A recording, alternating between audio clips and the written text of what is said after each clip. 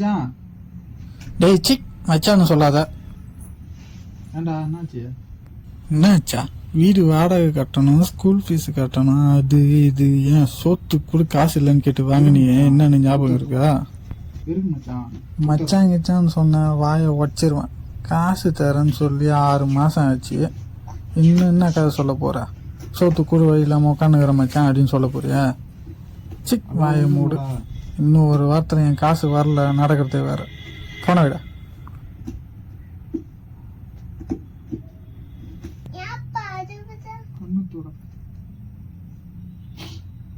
ஒன்றும் இல்லைப்பா.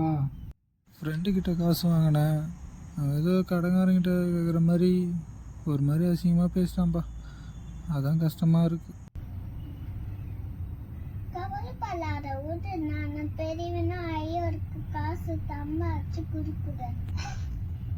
இந்த மண்ணில் இது போல் யாரும் இங்கே எங்கும் வாழவில்லை என்று தோன்றும்.